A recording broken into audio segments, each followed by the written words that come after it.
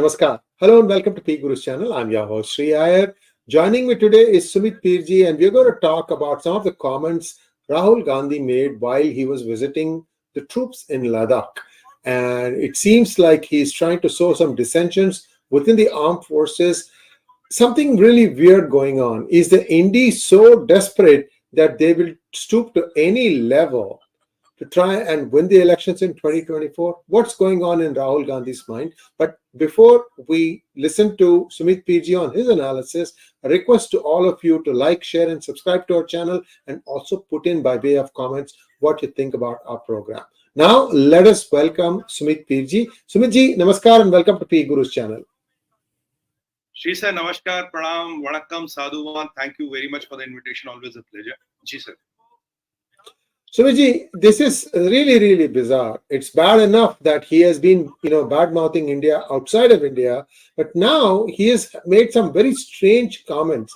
And perhaps we can first listen to what he said, and then you can, take off from there. Can we have the video, please? Officers को ज़्यादा फ़ायदा मिला और जो हमारे जवान हैं उनको कम फ़ायदा मिला, मगर शायद OROP ज़्यादा जवान को चाहिए होता है, मतलब उसके लिए ज़्यादा ज़रूरी है कि ऑफिसर के लिए, और एंड में लड़ता तो जवान है, ऑफिसर लड़ता है मगर जवान मतलब हज़ारों में जाके लड़ता है. As you can clearly see here, he's trying to, the group that he's addressing probably has everybody, officers and Jawan. And Indian Army, Sumitji, Indian Army leads from the front. The major, you saw that colonel died recently. It's not like they just sit behind like the way it is in West and let the troops go and fight and die. It's a very unusual thing to say, and also shows like he doesn't seem to know much about how the defense forces operate. Over to you, sir. Sir, thank you, Sri sir. In the name of Bhagwan Shri Ganesh, let's do the Shri Ganesh of this video. Sir, the first and the most important thing what we have to understand is the complete perspective of this, our today's video. Sir, after G20, there are a lot of aftershocks which are coming. After our successful G20, a lot of aftershocks are seen in the world. Now, we'll start with the domestic, then we'll go to the international and try to explain to our viewers what happened in last few days, what has changed at the world stage, and things are changing very fast. The first thing I want to talk about is, when G20 was happening here, Sri Rahul Gandhi was somewhere in Brussels trying to address some press conference and telling how bad is India, how broken India systems are, and how we are a country in shambles. But when you see the success of G20, when you see the New Delhi leaders' declaration, when you see the corridor, when you see the this alternate fuels alliance, so many things which have happened in the first time, 83 paragraphs and everybody agreeing, no footnotes, and that success of G20 has resonated in the whole world, Sri sir. And these people in India and some out of India, all are happy. So let's start with what first with people in India. When you talk of people in India, when such an important event was happening, Sri Rahul Gandhi chose to be in Brussels, trying to address some press conference there. When all the leaders of Europe, all the leaders of the free world, including the American president, was in India. Now the question is, if they are in India and they believe in the democracy of India, they believe in the ethos of India, they believe in what India can deliver, what gives you right and privilege to go to one chota European country and trying to address a press conference there, how bad is India? Now by doing this, Mr. Gandhi, you are not only insulting Modi, BJP, all Indians, you are insulting the collective intellect of the world leaders put together. And G20 is the most powerful forum of the world leaders if we look at it. Now, what has happened here, sir? Two important things have happened after G20.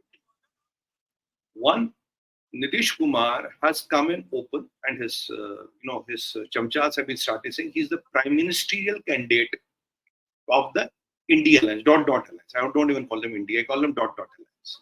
So Nitish Kumar was saying first, I'm not a prime ministerial candidate, mereko kuch nahi chahiye, I'm not interested. Now suddenly he has become the prime ministerial candidate because now the fractions within the group have started increasing. Who is going to take the lead? Now instantly Nitish Kumar has accelerated or asked to do a caste-based census in Bihar, which is again dividing the Hindu community. That's point number one. Point number two, everybody is jumping the fray. Now, how can we encash on this opportunity? Because Modi and BJP in India are becoming, Bharat is becoming stronger. How can we encash on this opportunity? Now, you must have seen two different things happening. One is this Nitish Kumar, which is completely, I don't want to use the word insane, but this is how it looks. The second thing what we discussed in 𝗣𝗚𝘂𝗍𝙗 channel, sir, Rashtriya Rifles has been moved a big contingent to Ladakh. We know that it is happening. Now we know the supreme sacrifice our three brave hearts gave just 2 days back, right? And 2 from Rashtriya Rifles, 1 from J&K Police. Now, what you rightly said, Sree sir, our army, our officers, our ranks, they lead from the front. If they were not leading from the front, then the colonel, major, and the DSP would have not died. They would be somewhere in a control room and watching on a screen and telling them what to do, what not to do. And if you look at Colonel N.N. Rai, if you look at Vibhuti Dondial, if you look at Vikram Batra, if you look at all of them, if you look at this Mohit Sharma, if you look at Tushar Mahajan, if you look at Pawan, all of them have been stalwarts of courage and bravery, and they all died young and fighting for India. Now, when these things happen, there's a tradition in the Indian Army, the officer leads from the front. Now, what Sree Gandhi is trying to do, Rahul is trying to do, he's trying to cement a wedge between the officer and the jawan. What is the intention? If you're able to, ferment this wedge, if you're able to make a fission between the two, the coordination, the power, the resolution, the resolute force, the united force will get broken. And you will have a situation where there's some jawans or some officers might not even get to each other. Now, if a fighting unit, you're saying that the engine and the wheels don't work in tandem. Will a car move? It will not. It will not move. So now the idea is to have this divide, have this engineered divide got it. Now, I was in one of the debates and I told one of the Congress spokesperson, I said, look, BJP has got one OROP, you did nothing. Then I don't know what happened within a day. We had a big fight on the TV. Within a day, now this Rahul Gandhi is trying to dismantle the OROP. And he's trying to say, OROP is good, but officers got more benefit, jawans did not get. Jawans fight in thousands, officers do not. When did this divide come in Indian Army? There's nothing like that. Anyway, there'll be one commanding officer, there'll be a lot of jawans. It's how the force is built. Where is this 1 versus 1,000 or 1 versus 100? Where is this different? They are all family. All the officers remember the names of their jawans by their tongue, sir. They don't have a number. They remember everybody's name. They know everybody's family. They know everybody's gaon. They know everybody's taluka. So when these things are happening, what are you trying to do? These are the same people who recommended one point of time when General 𝗣𝗂𝗍𝘍 was the head of the Indian Army, they wanted to do a caste-based census in Indian Army. So that 𝗣𝗂𝗍𝘍 had put down, General Singh had put down. Now here you see caste-based census in Bihar. Now you are saying that Jawan versus Army, and next day we might even see a demand of a caste-based census in Army, in police, and everywhere. So again, what is happening here, sir? You are trying to divide Hindus in caste and all, because combined Hindu vote you cannot defeat. Even if you get together, you cannot defeat. Now these people have concluded that. Incidentally, I was listening to Mr. Kharge today morning. He said, oh, now I'm now the new president of Congress, and now for the first time we are having this, Congress working group meeting, and I will do this, I'll do this. But he again said that Rahul Gandhi ji is invited, Priyanka Gandhi Vadra is invited, and Sonia Gandhi ji is invited. Now my question is, if these three are invited, Kharge ji, what are you going to do? There's nothing you have to do there anyway. You have to just sit and listen to them. Is Congress playing a dangerous game of risking the security of this country? Is Congress playing a dangerous game of risking the unity between the armed forces? Is Congress playing a dangerous game when you're trying to break the chain of command and chain of trust and chain of brotherhood within the Indian Army? What are you trying to do? After the supreme sacrifice of our three brave hearts, do you still have this question? I have given you some names, I can give you 100, 500 names like this, but that is not important. Every Indian watching this broadcast, sir, will know what Indian Army is about. And a lot of them who will watch this, their forefathers, they for 2 generations, 3 generations, 4 generations would have served the army. They know what I am telling. They know what do I mean. They know what 𝗣𝗚𝘂𝗍𝘍 channel is mean. Can you stoop to such low that you are trying to now divide the army? And when we have imminent threat from China, when we have this imminent threat looming from Pakistan, the jihadis. So with all these things happening, with people are serving the flag with their sweat and blood, you are trying to divide. You are trying to create a wedge. You are trying to create this Afsar versus Jawan. If this is your politics, and by this politics you will win, sorry, you are going to be decimated again. And you are the same people who questioned surgical strikes. You are the same people who questioned Balakot. You are the same people who who imposed emergency on this, country. And you are the same people who did what Sanjay Gandhi did, Nasbandi, and all those things, Turkman Gate and all that. So all the disasters, Hindu genocide, Kashmir, Muslim genocide, and even Sikh genocide in 84, you orchestrated everything. You are the people who said, "Bada ped girta hai, to dharti kampti hai." You are the people who stormed the Golden Temple. With all your track record, and you are the people, by the way, who are protected by Indian Army, sir. NSG is part of Indian Army. You are all protected by NSG, right? When it comes to security, you want all CRPF, you want all NSG commandos, you want Indian Army to protect you. When you go to these areas, you are in the protection of Indian Army, and the same Indian Army, the same Indian paramilitary are trying to make a wedge between Jawan and the officer. And let me tell you, Sree sir, it will not stop here. If this wedge ferments in, then it will go to police, then it will go to everything. We know all our defense, paramilitary, police, army, these reserves, it will go percolate down to why not Air Force? Why not Navy? So it is an attempt to divide Indian armed forces. You did not do OROP for years. You ducked the question, you were delaying the question, you wanted to do this cut and commission ki rajniti. When OROP is done, when these procurements are happening, incidentally, let me remind you, Mr. Gandhi, yesterday a 45,000 crore procurement has been approved by the government of India. Then before that, multi-billion deal for Tejas. Then if you look at last 3-4 months, sir, I did a broad analysis. Around $15 to $20 billion of procurements has been approved by government, not even one speck of commission or corruption. Now, in your case, India did not get a 𝗤𝙧𝙤𝙀 gun for 30 years, thanks to Bofors and Mama Kathrochi. I mean, that is what your Rajniti is about. And now you are going to this level. You're going this down to this level with the people who are protecting you. You want to divide. This is what is the agony of our time, sir. This is what the successful G20 has done. So one incident is the Sri Nitish Kumar, and second is this Rahul Gandhi. There are two main incidents which happened in just 3-4 days. Now let's move our side to the international incidents. Before I go to the international incidents, I want to appeal to the people. I want to appeal to all army men. I want to appeal to all army parivars. Is this the person whom you are going to vote? Is this the ... alliance whom you are going to vote? And yet these people, first insulting Sanatan Dharma, they have not apologized. Even today, sir, they have not apologized. They have not distanced themselves from DMK. They have not distanced themselves from Raja. They have not distanced themselves from Priyank Kharge's comment. They have not distanced themselves from DMK minister's comment. They have not distanced themselves from Karnataka Home Minister's comment. They have not distanced themselves. Yet, sir, they are now attacking the army. Sree sir, you want to say? Not only the southern party, but now I think one Bihar minister also has made a very nasty remark. Correct. It is spreading, sir. I mean, what we discussed last time, it is spreading like cancer. Now, these people are competing with each other who will abuse Hindus so much. First, Hindus, Sanatan, first Modi, Bajpa, Hindu, Sanatan Dharma, then army. So, if you look the sequence of things, sir, I think there's a new toolkit is activated and it has stages. 1, 2, 3, 4, 5, and then caste-based census. Why does this country need a caste-based census? We are all one. We are all Hindus. Why does we need a caste-based census? Who believes in caste today? It was never a caste. It was a Varna Vyavastha. These things are being fermented, and I will tell you, sir, I can predict you one thing. You will very soon see a demand for Dalitistan, separate state or country or whatever you call it. A Dalitistan will crop up.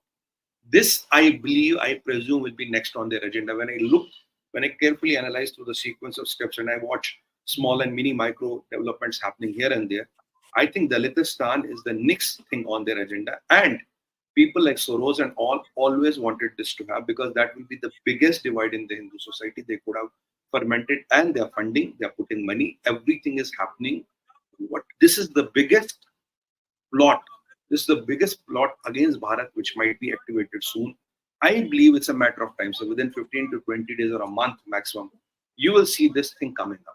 I don't know who is going to start it, but it will come from the ... alliance. If this is what will happen, it will be backstabbing the Hindu community. It will be pushing the Hindu community into dark ages, and I will request all the Hindus. let it be a Brahman or a Dalit or a Vaishya or a Shudra and all, whatever you call them. I don't even want to take these names, but I have to. They are all Hindus, they are all brothers, we are all brothers. And we have only one Pehchan, that is Hindu, home and Hindustan. Beyond that, we have no Pehchan. Please do not get into this. Please do not get into this caste divide. This is what people are trying to do. And I see this Dalitistan next. I see the Soros money coming in. I see this cabal will go to any extent to divide the society and gain power. I mean, Prime Minister Modi was right when he said in 24 we'll decide will we rule for next 1,000 years or will we be Gulam again? Will be again Gulam for next 1,000 years? The 1,000 years history is going to be written in 2024 election. It is not 5 years, you have to think 1,000 years. 1,000 years of Ithihas will be written in 2024. And these people know if 2024 is gone, forget 29, they have to look at 34 then. 29 maybe kuch nahi hoga, they have to look at 34 then. And they will go all hammer and tongs. They will go all hammer and tongs. They will even throw the kitchen sink to get it breaking and get it moving somehow. The call is with us. So with this two important developments and explaining you what can be the repercussions of it, let's move to the next part, international. First major development, Sree sir, what happened internationally is if we can have that photo, Sachin ji, that photo of the map wala photo, if we can have that. If you look carefully into the map, Sree sir, what we see here is POK. POK is shown as part of India. POK and GP. And so is Gilgit-Baltistan and so is Aksai Chin. Correct. It's shown as part of India. Now, this is the official map tweeted by the Deputy Prime Minister of United Arab Emirates. He's not a small person. It's not somebody like me who doesn't matter in the bigger scheme of things. But he is a person who is holding a government post. Now, if this person is tweeting this map, can I conclude, can I presume and believe, kuch green light to nahi mila hai? Is there a kind of a green light which is coming from the Arab world? Is there a green light which is coming from the Middle East? Is there a green light which is coming from those major players in OIC? I see this as a green light. So these people are not naive. They are politicians. They are very sensitive to Kashmir. They know what they are tweeting, what they are not tweeting. I see it as a tacit support. I see it as a green light. That is why Pakistan is rattled. That is why Pakistani media has been only talking about what is Prime Minister Modi going to do in this special session of the parliament, and we have no question hour. We can't ask questions. And if it is about some bills only, we could have done it in 2 days. What are we going to do in 5 days? And if you look at the whip which has been issued to all the NDA members and all, it is exactly identical, Sree sir, which was given at the time of 35A and 370. If you look even the words, letter and spirit, it's exactly the same. And still opposition is wondering, dots are wondering ki dot kahan hilenge. They don't know what the dots are going to hill out. With all this happening, there's one more development which happened. So this Pakistan is simmering, Pakistan is rattled. Nobody in Pakistan is going to dare to talk about anything. And what is in Pakistan right now, sir? Pakistan is run by a Jugaad Sarkar, caretaker government, Kakkad. Anwarul Haq Kakkad, who is a British national. And the finance minister says that, if I would know this is the position of the finance of Pakistan, I would have not taken the job. And the foreign affairs minister, Zalil Jilani, wants to talk about some Musharraf doctrine. Today, Pakistan is weak. None of the big leaders of Pakistan are in Pakistan, sir, as we talk today. None of the big leaders are in Pakistan. The leader of the opposition, or the tallest leader of the opposition, is in jail. He's given good biryani, he's given good bakra and murga, but he is in jail. Sharifs are not there, Zardaris are not there, Bilawal Bhutto is not, Hima Rabbani Khar is not there. Some of the generals are leaving Pakistan, as per my information. For what? Temporary, permanent, I don't know, but they are leaving. And incidentally, when this thing happened, one very important change happened, Sree sir. बहुत एक important घटना घटी है. This Mullah Munir, Asim Munir जिसे हम कहते हैं, Mullah Munir took a flight and he went to see Erdogan. I was wondering what clicked him seeing Erdogan. Erdogan से क्या काम है इसको? Why did he go to see Erdogan? What my sources are telling me that he's worried about this development of UAE. Pakistan tried to convey this to UAE. Bhaiya, this is a mistake. You should change it. They said, no, this is the official map of the project. We cannot change it. UAE is silent, so these are silent. UAE is silent, so these are silent. Now, Munir is rattled. He doesn't know what to do. And as per some sources, sir, this 25 billion project, $25 billion of project, which what our good friend MBS was kind of offering them, dangling a carrot like this. Like dangling, it's like this. I say dangling a carrot. Low, 25 billion. And then he decided to pull off, and he did not even decide to stop in Pakistan. I believe, this is my personal belief, I have no information, I have no friends, but my personal belief is it was kind of a thing. Bhaiya, aisa hai, leave POK and GB. In the return, we'll invest 25 billion in you and call it a day. You cannot hold it. Abhi 25 billion mil raha. Right now, you're getting 25 billion. It might be a situation that tomorrow you won't get a nickel. You see, when these two things happened, MBS did not go there. He did not stop there. He did not even reply to any of the Munir's calls, and nobody from Saudi is replying. Nobody from UAE is replying. So Mullah Munir is shitting in his pants. So what did he do? He took a flight and went to see 𝗣𝗚𝗂𝘀𝗖, Chacha Erdogan. Now, Chacha Erdogan has his own set of problems. I will come to that at a later stage.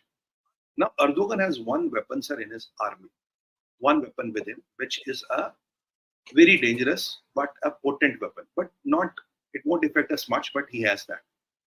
It is called 𝗣𝗏. 𝗣𝗏 is the private mercenary force of Turkey. It's like what we have Wagner in Russia, something like that, but more dangerous than Wagner's. These are absolute jihadis, criminals and terrorists. They are hardcore terrorists. They are not even mercenaries. All the hardcore radical jihadis, ex-ISIS fighters, and all those rogues are in 𝗣𝗏. 𝗣𝗏 is a few thousand militia, around 10,000 to 15,000 is what their strength is. We don't know the actual numbers, but that is what we know the strength is. I think Munir is requesting him to send 𝗣𝗏 or deploy 𝗣𝗏 in POK. Because Munir knows today his Pakistan army morals are down, ration is down, everything is down. He cannot protect POK from the Indian army. Push comes to shove. He wants these deadly terrorists and mercenaries and killers to come and guard POK and GB. Because we know, Sree sir, there's a lot of resentment in POJK. There's a lot of resentment when people want to come and join India. A lot of his Punjabi Sunnis, which he had kind of implanted there, they are running away. They are, you see, in GB, all the Sunnis are running away because they know if it's a Shia-Sunni conflict, the Shias and the Ahmadiyas are 73%. Sunnis will stand no chance. All of them are armed. So even in POK, these Sunni Punjabis have started running away to, mainland Pakistan. I'll call it mainland Pakistan. With these things happening and UAE and Saudis not giving a shit literally to what Munir says, he has run to Chacha Erdogan, bhaiya bacha lo. My sources tell me he is going to ask for 𝗣𝗏. If 𝗣𝗏 comes, it will come with at least 15 to 20 days of ammunition. So what will he do if he gets 𝗣𝗏? He wants that by the time he negotiates something with China or some of his friends, he should be able to hold the ground. Because Munir has estimated if push comes to shove, he can't hold the ground even for 2 days with the ammunition and the militia he has. Because I call Pakistani army Wahhabi Jihadi Sunni militia. Punjabi Sunni militia. He cannot hold the ground. People are against you. Logistics will not work. Nothing is going to support you. So 𝗣𝗏 with 15-20 days of khana, pani, ration can be an answer to his current situation. This is what Munir is doing in Turkey. And let me tell you, he will not go to Saudi to best of my knowledge because Saudis have snubbed him with this map. And they are not willing to change their position and UAE. So this is another big geopolitical development which has happened. Now, third development which has happened is, now if you look at this all scenario which is brewing what we discussed right now, what is happening with Khalifa on the ground? After this corridor is announced, people of Turkey have started questioning the Khalifa. What are we going to get out of G20? Why was Turkey snubbed in G20? What did you achieve in G20? You have gone and supported Modi and Bharat for everything. Modi ji and Bharat for everything. UNSC, permanent seat. You want to do business, you want to do tie-ups.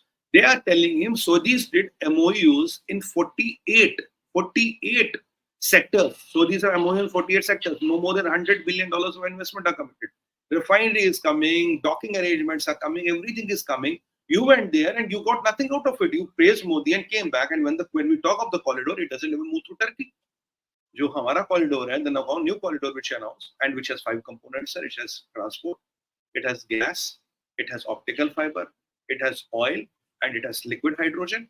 So, and it has electricity. 5-6 components will run through that corridor, and it's a big economical boost and a push.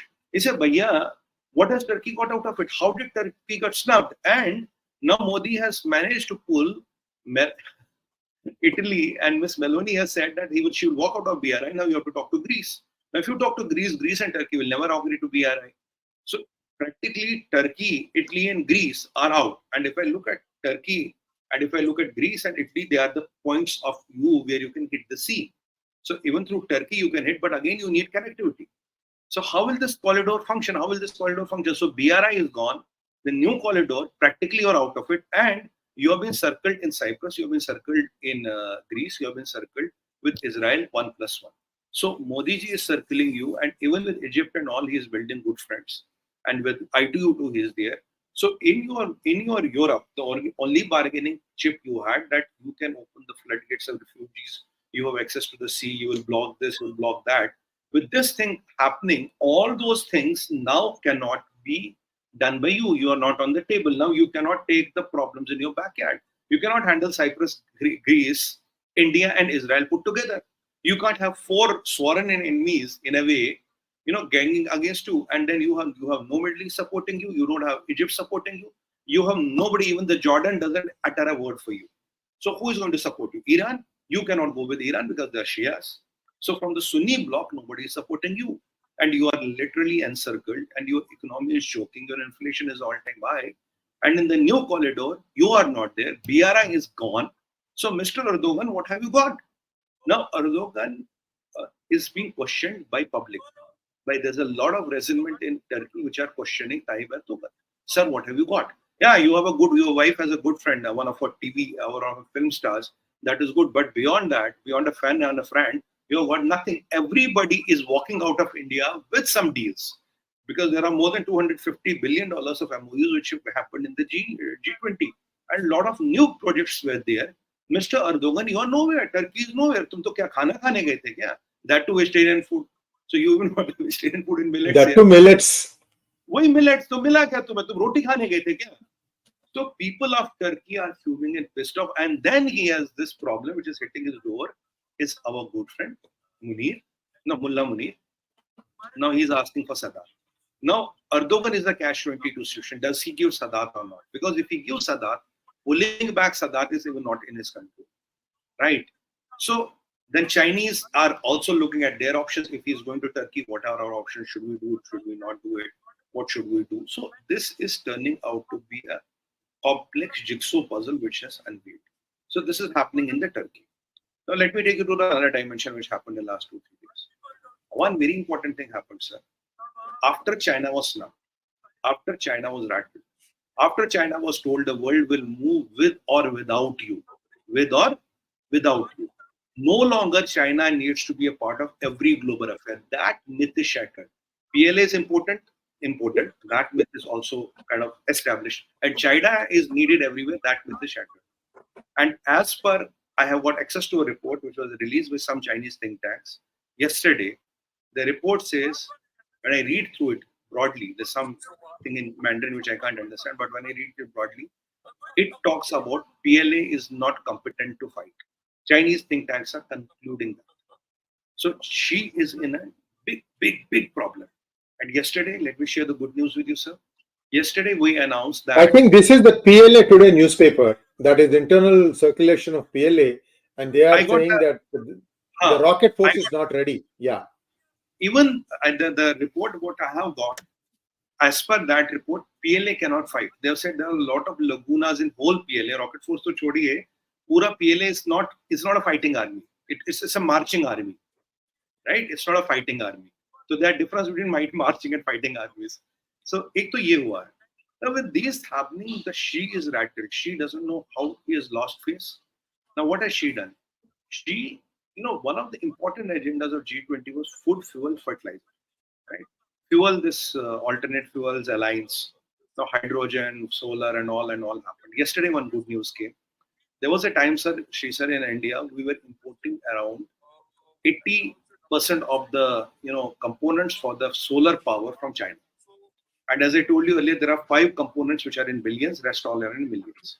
Yesterday, as per the report issued by the government of India, now that is down by 80%. That's more than 2 billion. Now, we are not dependent on solar photovoltaic cells and encapsulators and all that technology in China. The biggest plant in the world is in India. Out of top 3, the top 2 are in India. Out of top 10 plants in the world, around 4 are in India. So this is a major boost because that reduces significant. Out of 5 billion items, we have almost cut 1. So we are only dependent on another 2-3 billion multi-billion dollar items on China. So that is the reason trade deficit was going up. Now it will start coming down. So after this, China is rattled. After G20 stuff, China is rattled. So how is she going to hit back? She has already hit back. It did not hit a lot of news yesterday. I don't know why. Why do people, after 2 days of 𝗣𝗚𝗎 start talking about it? But that's good. What has happened, sir? ये जो Xi Jinping hai, he has got so much rattled. Russia, we are importing a lot of fertilizer from Russia. We all know. Potash, right? Yeah. With our DAP micro and urea micro, we had also made a fertilizer in pocket, which was again revolution. And Americans and a lot of were interested in this technology. Russia was giving us these fertilizers in rupees and at a big discount. Suddenly, that discount was called up by Russia yesterday or day before yesterday. When I went into it, why did Russians suddenly pull this plug? And what is happening here? I discovered that the Russians were importing urea from China. And what has this China's emperor done? He's so rattled, itna pagal ho gaya hai, khisak gaya hai. He has went and stopped the export of urea to Russia. So if Russia doesn't get urea from China, its capability for mass production decreases, and so the prices have to go up. So by doing this, what is China trying to do? China is trying to hit the food security of the whole world because 33% of the granary or the 33% of the food of the world is produced by India. So if you hit India, if you hit the fertilizer, food will be automatically because China is scarce of food. So China is trying to set its score with the whole world. You have moved ahead without taking me, so I'm trying to hit the fertilizer. And by hitting the urea, he's hitting Russia. He's hitting the Russian and Ukrainian. I think even Ukrainians use urea and all that. Ukrainian production of wheat, and he's also hitting India. When the India is hit, the whole of South Africa, a lot of countries who are depending on us will be hit. That is what this rattled Xi Jinping is trying to do. So he's trying to disrupt the food chain of the world, sir. He's trying to get world into a food crisis by banning suddenly banning the export of urea to Russia, because I don't know, have Chinese started eating urea? I don't know, are they are having urea with the rice? I don't know what are they doing with the urea. So this is another development which has happened after the rattled Xi Jinping. Now, one more development which has happened, positive sides. I want to bring out some positives. This is where there's some negatives and all. Let's talk about some positives also, because 𝗣𝗚𝗎, we are known for talking the positive things and getting the good things. Now, European Union on record said yesterday, we are almost finalizing our FTA with India. That's one good news. UK has given a joint statement where they have said that our FTA with India is almost done. So we are finalizing that. So our FTA is with UK, our FTA is with the European Union is almost done. EU is almost done. Now, one more good news came today. GCC countries, which are trying to do FTA with us and where the trading will be in rupees, they have come yesterday and said we are in the last leg of finalizing our FTA with India. That will also enable Saudis to sell us oil in Indian rupees if they want through GCC. So that is almost work in progress. So these are the 3 major FTAs which we are working and which we are trying to settle. European Union is 30 countries, GCC is 7 countries, and UK is UK. Germans are also with us, work in progress. With Germany, we are talking to them. And with Italy, I think we have already done. We are again in the process of doing. I'm not sure about Italy. Spanish, we are again talking. But some of these are covered by EU, isn't it? Some of these countries are covered by EU. But again, we are talking to them, like Germany, they want to do directly. So one is European Union, one is again with the individual countries. Now, another development which has happened, sir, we have stopped our FTA discussions with Canada. After the drama of Justin Trudeau, after what Justin Trudeau has done, after his freedom of expression and all that crap, we have halted our discussions of FTA with Canada. रोक दिया sir, कुछ नहीं कर रहे. And we have made our position very, very clear. Look, this all cannot go together. And what I have figured out that there's a lot of backlash which Justin Trudeau is getting. Anyway, is this coalition is on 6 or 12 parties, or a lot of parties are there. Mine is 𝗥𝙑 where he's standing. And looking at the backlash which he's getting, again he's entering Erdogan's position. What has Canada got out of India G20? Kya mila? Right? Americans got, Arabs got, everybody got something, right? With some deals, business, Indonesia, with everybody we have ended up doing something. What has Canada got? Except you were snubbed and your plane was not working for 48 hours. So, as per some, sources, what we are coming to know, the political turmoil in Canada has also started. Right? What are you able to get out of this when everybody has got something out of here? You have wasted one more G20, Canada has got nothing out of it. What is Canadian interest? And you have spoiled our relations with India, which is a rising economy and the biggest market in the world.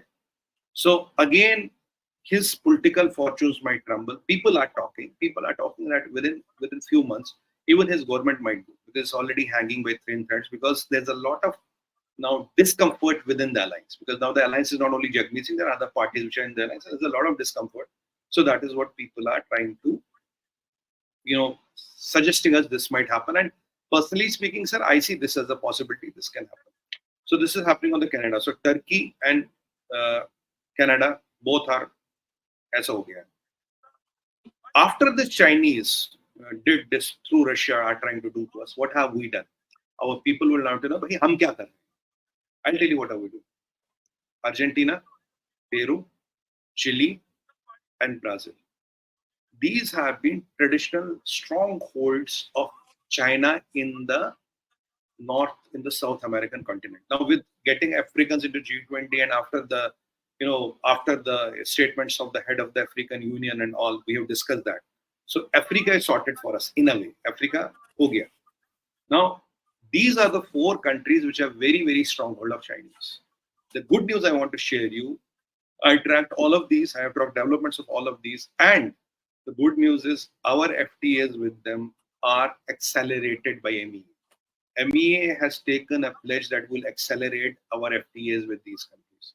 So when you have FTAs with these 4 countries, that means you are trying to beat the shit out of China, even in the South America. So after Africa, the next battleground, the next ladai between India and China, or the next, Kurukshetra is going to be South America. And MEA is already accelerating this. MEA is already talking about this. MEA is already trying to accelerate this. If we get these 4 countries, Sree Iyer will bail me out. You have almost got South America under your control. Especially these 4 countries is where China is strong. So we want to get China out of South America as well. So if you are trying to stop us with urea through Russia, we will go and hit you in South America. So it's not India is doing nothing. Now, a lot of people think, what is MEA doing? What is it doing? No. MEA is doing, they know their game plan. They know it 100 times better than what I can think and know. But they know what they are doing. My job here is only to bring you what happened after the successful G20, the aftershock of successful G20 of Bharat. How the aftershock is now seen at the world stage. Now, can I conclude by telling you this, that there was a G20 which happened in India, one of the most successful G20s in Bharat. After Bharat G20, our friends are causing up more to us. Our enemies are running, hatter-scatter, running like headless chickens like me. Our enemies are our hostile countries who are trying to show us their weight. Turkey and Canada, they are facing a lot of backlash in their backyard.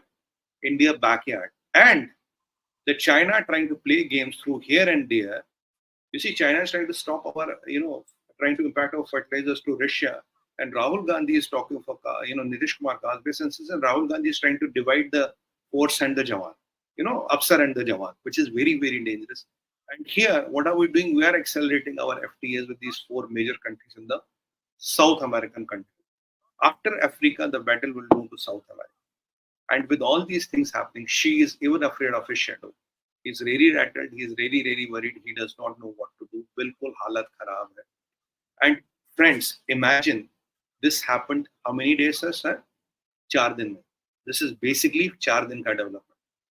Now, can I conclude India is a big four country? Yes. Can I conclude India has become a major geopolitical power? Yes. Can I conclude that decisions taken in India or by India or in the presence of India can impact or have started impacting the global geopolitics? Yes. Can I say that the decisions taken by India and in G20 and in Indian context and in Indian interest have even started impacting the domestic politics of our adversaries? Can I say our G20 has rattled China, Pakistan, Turkey, and Canada? I won't be wrong to say. So G20 has set new shock waves and aftershocks in the whole world. That talks about of the rising stature of our leadership and our country and how we are started calling the shots at a geopolitical level. Now, and we are not interfering in anybody's internal affairs. We are not sending any jihadis or terrorists, or neither are we sending money like Soros and trying to get those NGOs worked out. And we don't do anything. You are becoming such a positive emitter of energy with your positive emission of energy. These people, wherever they are getting rattled, they are getting worried. We have to watch this. Sadat is an angle what we need to watch, and I think MOD is watching it. They know what they're doing. Sadat we have to watch now. South America is where we are going to go now. Americans are our friends, Jews are our friends, Muslims are our friends, Buddhists are our friends. So it's not India is worse, is against any religion. No, we are for the supreme national interest of India. And by these vlogs and all, we are trying to get everything in a capsule of 40 minutes to you so that you are able to understand what we are doing, what India is doing, and how India is trying to protect your and my interest and the interest of the global community. But if China thinks that by blocking Russian urea, cutting and Russia has to cut our discounts of our agriculture will fail and all, Xi Jinping, you are lost. You've lost your marbles. And by doing all these things, you are becoming more and more irrelevant in the scheme of things. Now, tomorrow at 10 o'clock, sir, we'll be talking about China in Hindi. And I have a lot more things which have happened in China. And this sensational news that PLA is not fighting fit. It's an army, but not fighting fit. Now, this is also, shaking Chinese things. Now, tomorrow we'll go more deep into it and we'll go and do a deep dive into it in Hindi. What our people like the end game. But these are the major aftershocks, what have happened on the world stage in just 4 days. And what I have in my pocket, I have more than $250 billion of deals done in my pocket. I have alternate fuels alliance. And I have the biggest ever economic corridor. I don't want to transport. I have biggest economic corridor with the World Health and Protection happening. And let's not forget, in the end, when Giorgia Meloni walked out of the BRI, right? She told it. Second day she lands in Italy. She has to declare an emergency. We have discussed Lampedusa and people have given us great support on that.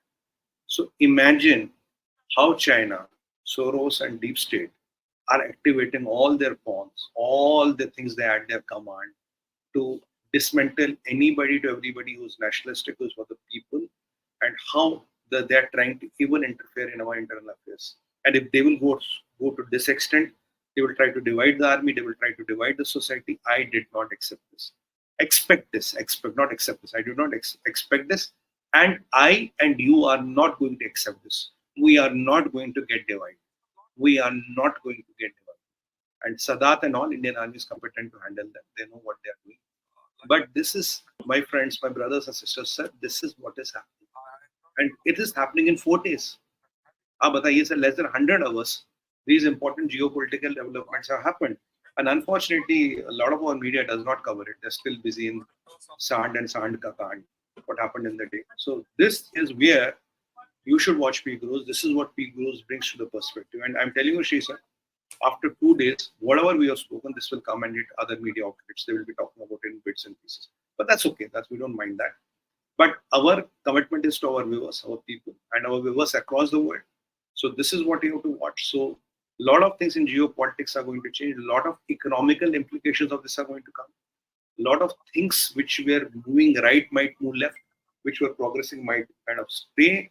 So we have to be prepared. As I always say, that there are going to be tough times, so we prepared. And in the last, I don't know what is Modi ji going to do in the next 5 days, starting from Monday. We'll talk on that, but be prepared. कहते हैं ना हिंदी में, आप अपनी कुर्सी की पेटी बांध ले. Tie your seat belts. Let's go. Namaskar. Thank you so much. And we're just days away from the special session, so we will know a lot more if there are any surprises. And who knows, somebody from 𝗤𝙬𝗏, somebody from Pak-occupied Kashmir might come on a video address and address the parliament and say that we want to join you. If something like that happens, then you know that our prediction here has come true. And before we sign off, Sumit ji has a small message for all of you. Sumit ji, over to you. Thank you, Sree. Friends, I want to apprise you about this. I want to update you about this initiative, which is, you can see the email ID is sumitpirofficial@gmail.com.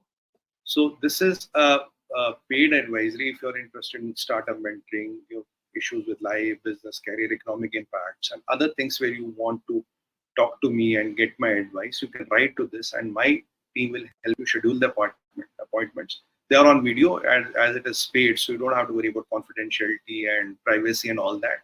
So kindly feel free to write to us. You can be individual and NRI and institution, or for that matter, from any walk of life, even a student and all. So, these are the things which we cover. And thank you for all the support we've been getting on this initiative. I love you all. Thank you very much for all the support. And Sree sir, with that, I end my message. And now, in the end, as usual, we want to say Namaskar, Pranam, Vande Mataram, Jai Hind, Bharat Mata ki Jai, and Har Har Har Har Mahadev.